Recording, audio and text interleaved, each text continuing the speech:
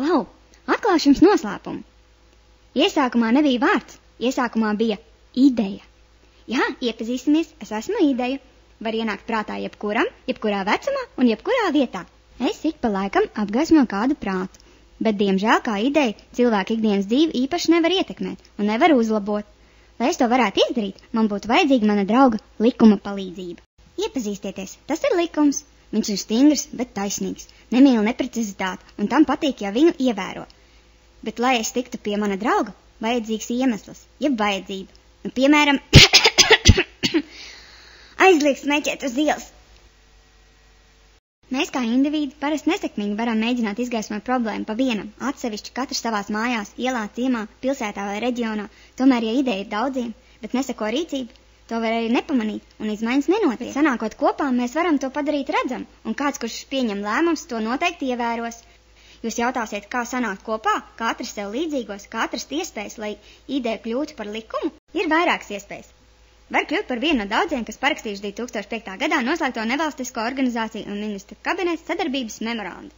Izmantot 2006. gadā Saeimā apstiprināto deklarāciju par pilsoniskās sabiedrības attīstību Latvijā un sadarbību ar nevalstiskām organizācijām, kura paredz vienu reizi gadā nevalstiskajām organizācijām un Saeimas deputātiem satikties fórumā, kur var uzrunāt Saeimas deputātus. Vai izmantot sabiedriskās iniciatīvas platformu manbalss.lv, kur katra iniciatīva vai ideja, par kur parakstījušies 10 000 cilvēku un kur atbilst Saeimas juridiskajiem kritērijiem, nonāk pie deputātiem. Vai klātienē uzrunāt ierēģņus un politiķus un informēt par problēmu un to risinājumiem.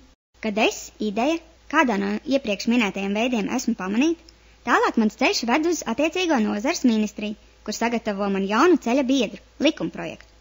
Taču tas ir tikai projekts, un neviena cilvēka dzīve no tā vēl nemainās. Tālāk mēs dodamies uz valsts sekretāra sanāksmi. Te tiek izsludināts pieteiktais likumprojekts. Noteikti viedokļu saskaņošana starp ierēģiem, ekspertiem, nevalstiskajām organizācijām un cilvēkiem, kuru dzīvi likums ietekmēs. Valsts sekretāra sanāksmēs piedalās arī nevalstisko organizāciju pārstāvis. Ja ministrijas nevar vienoties par izteiktiem viedokļiem saskaņošanas laikā, mēs atgriežamies valsts sekretāra sanāksmē. Savukārt, ja sekretāri nevienojas, mēs ejam uz ministra kabineta komiteju. Ministru kabineta komitejā ir arī nevalstisko organizāciju pārstāvs, kurš var informēt citas organizācijas par to, ka tām interesējušie jautājumi un likuma projekti tiek diskutēti. Iespējams, vēl ir laiks ietekmēt lēmumu pieņēmēju viedokli. Ministri diskutē par mums, tālāk virza skatīšanai uz ministru kabinetu. Debatēs pēc premjeru aicinājuma var piedalīties iesaistītās puses. Te tiek apstiprināti grozījumi tālākai likuma izskatīšanai Saeimā. Tālāk mēs nonākam Saeimā. Te notiek mana drauga likumprojekta pirmais lasījums. Saeimas prezidijs lem par jautājumu novirzīšanu noteiktai komisijai, kas arī uzņems atbildību par likumprojekta virzību un ieinteresēto sabiedrības grupu iesaistīšanu diskusijās. Tālāk atbildīgās nozares Saeimas komisija iepazīstas ar likumprojektu. Likumprojekta otrajā lasījumā komisijas deputāti ir iesnieguši savu redzējumu par to. Komisija uzaicina iesaistītās puses, arī nevalstiskās organizācijas, komentēt likumprojektu. Notiek likuma precizēšana, un šajā brīdī vēl ir pēdējā iespēja ietekmēt, kāds izskatīsies likums. Pēc otrā lasījuma mūsu draugs likumprojekts tiek virzīts uz Saeimas trešo lasījumu, kurā deputāti balso par to.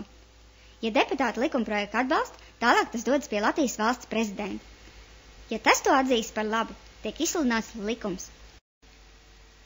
Ja likumprojekts ir pārstrādājums, to izsludina otrreizējai caurlūkošanai, un mūsu saskaņošanas darbs Saeimā atsākas.